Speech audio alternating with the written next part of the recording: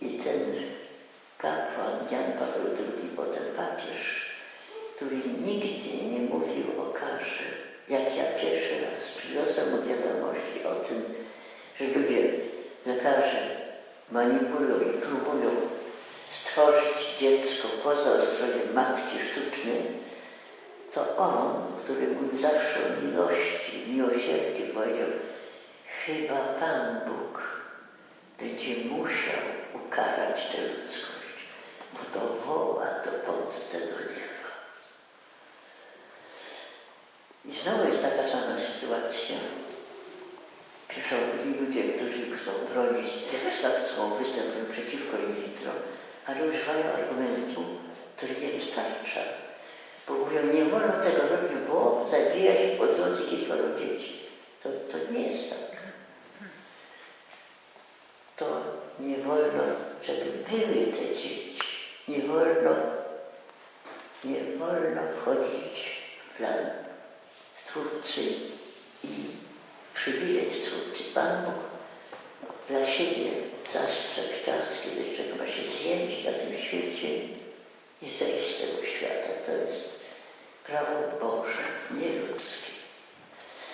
I człowiek, który nie ma mocy, słuchajcie, 60 lat w drodze poradnie małżeństwa. Są setki ludzi, którzy chcą mieć dzieci, nie mają. I setki, którzy nie chcą, nie mają. I są tacy, co przygotowali wózeczek i wszystko jest tu nielegalne. Wydaje się ludziom, że oni mogą rządzić światem. Przytoczę Państwu, nie wiem, ksiądz nie powiedział, ile mam czasu do mówienia, powiedział, że Pan chce. Właśnie. Więc ostatni raz, jak odjeżdżałam z Rzymu w styczniu, Ojciec Święty zawsze nad każdą dopiero wracałam tam kiedyś na początku i powiedział, że ten jedną nogą w Krakowie, drugą w Rzymie, no i tak było całe te 27 lat.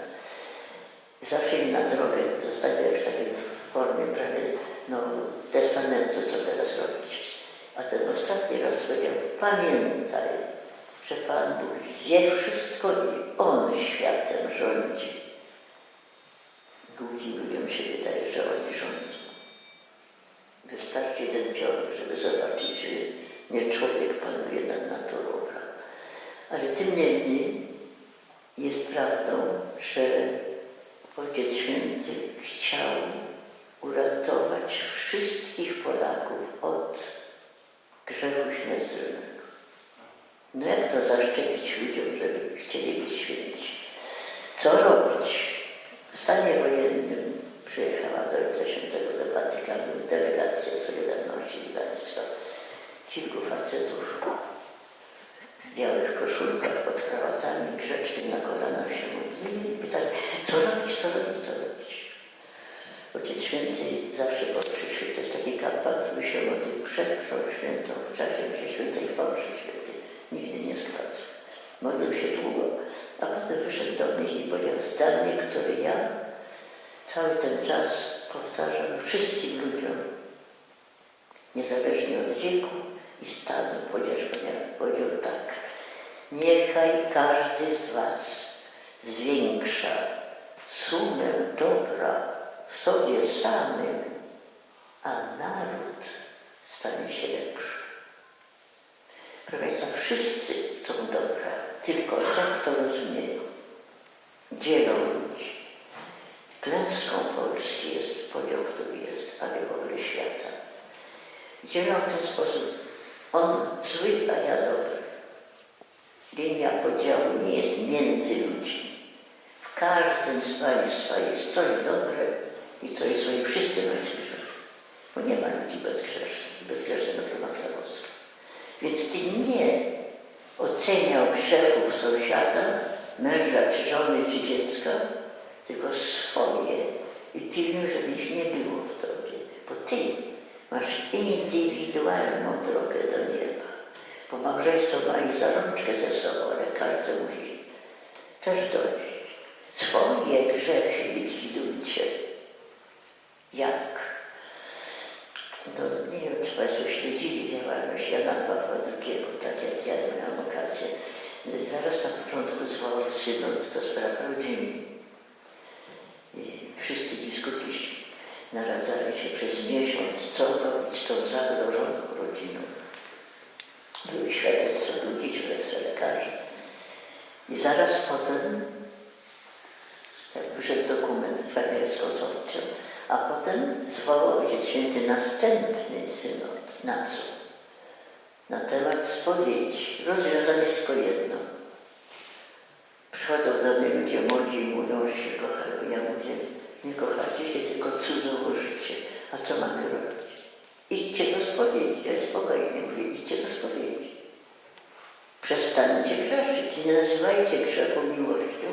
Nie nazywajcie aktu cielesnego miłością, bo to nieprawda. Żadne zjednoczenie cielesne nie jest miłością. Może być zjednoczenie cielesne ludzi, którzy się kochają. Ciało nie ma mocy kochania, ciało jest narzędziem. Jak w nich nie ma miłości, to akt może być w ogóle może być aktem przechodnia z prostytutką. Może być zapłacony. Co oni zrobili z ciała ludzkiego? No święty Paweł przypomina, Ewangelia przypomina, czy nie jeszcze, że ciało wasze jest świątynią Ducha, świątynią Boga. Ciało jest święty podnieść człowieka do takiej rangi, do jakiej stworzył go Bóg, na podobieństwo Boga. W każdym człowieku można odnaleźć ślad Boga, tylko trzeba mu pomóc, żeby on sam sobie tego poszukał.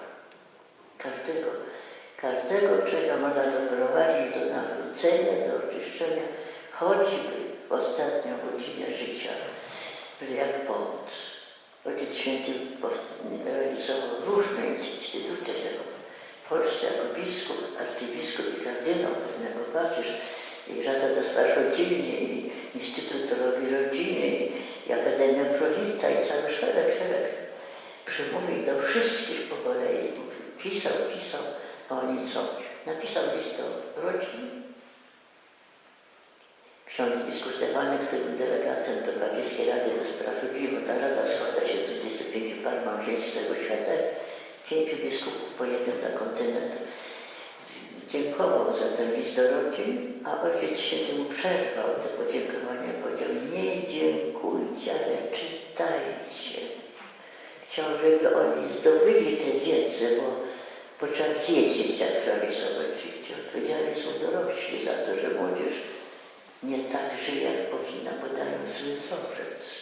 Więc moja działalność lekarza to jest taka, że ja uważam, że jestem niepotrzebna parze małżeńskiej wtedy, kiedy oni poszli do spowiedzi, mają stałego spowiednika, spowiadam się regularnie po tym synodzie do spraw powiedział Ojciec Święty tą radę dla ludzi świeckich, mówiąc, żeby spowiadali się przynajmniej raz na miesiąc i preferował tę datę pierwszego piątku, a sam się spowiadał co tydzień. A święty ojciec Pio Kapucyn, który był znany z tego, że starał się ludziom przynieść ulgę i w cierpieniu fizycznym, budował wielki szpital, i w cierpieniu duchowym nawracał, której bardzo wiele takich grup modlitewnych powołał na świecie, ten wymagał od swoich tych dzieci duchowych spowiedzi co 8 dni. A jeśli tego nie dotrzymali, to ich ochrzanił. Wymagał. I Ojciec Święty nie umiał wymagać. Był za dobry. Tak samo jak na przykład wiem, że ten człowiek, młody ksiądz, on nie rozumiał ani psychologii, ani wyobraźni grzechu. On właściwie na przykład nie rozumiał, co to kłamstwo. Jak się sprawdziło, że ktoś kłamał, to on nie mógł zrozumieć, jak to po co.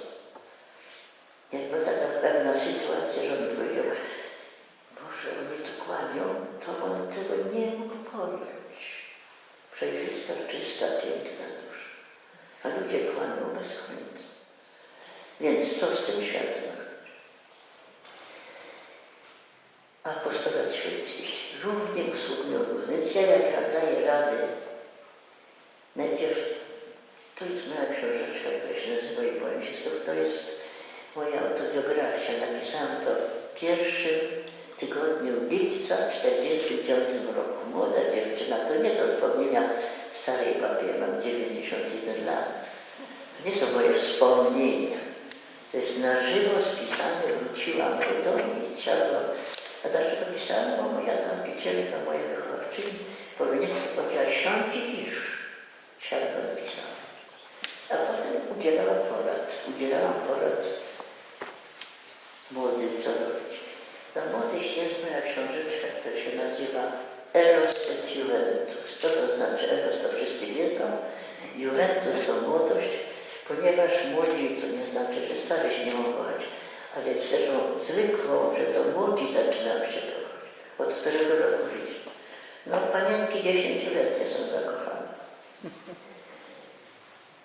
A pisał do ludzi, to nie mówię, że pisze trudne rzeczy. Więc jak napisał ten list do rodzin, o którym ja wspomniałam, to ja napisałam komentarz do tego listu do rodzin. Dlaczego komentarz?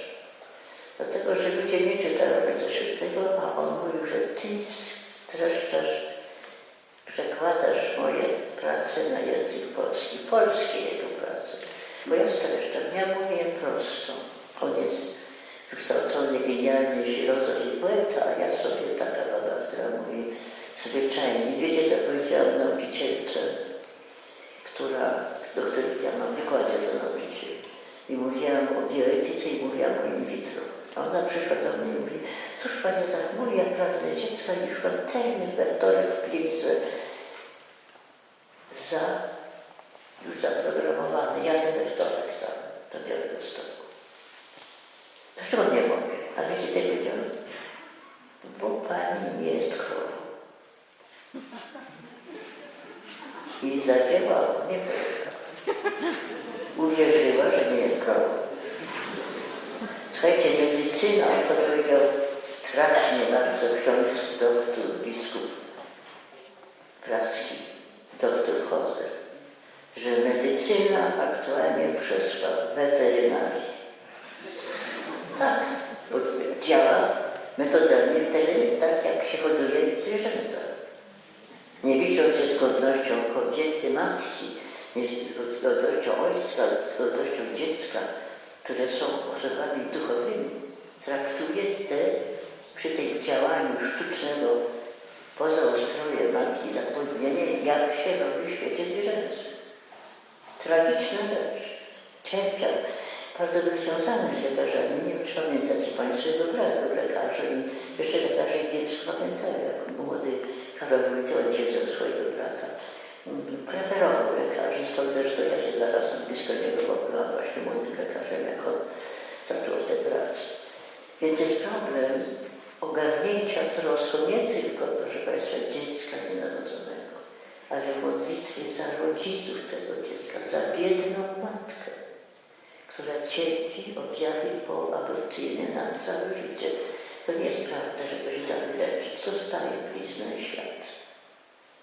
Lekarzy, którzy mają za zadanie bronić życia, a działają zupełnie przeciwko celom medycyny. Za wszystkich, którzy nie widzą prawdy, żeby otworzyli oczy. I stąd Ojciec Święty przy każdej okazji uczył młodych kontemplacyjnej modlitwy, myślnej, rozumnej, się zastanów i rozum Twój niech zadziała. Mówił Pan Bóg przemawia w ciszy, uciszy, zabierał ich do lasu, żeby tam się wyciszyli. I dopiero podejmowali decyzję. I uczył modlitwy, którą jego nauczył jego tatuś. Bo jak matka mu zmarła, to ojciec mu pokazał w książeczce modlitwę Veni Sancte Spiritus, wtedy były książeczki takie z łaciną, bo łacina była w kościele.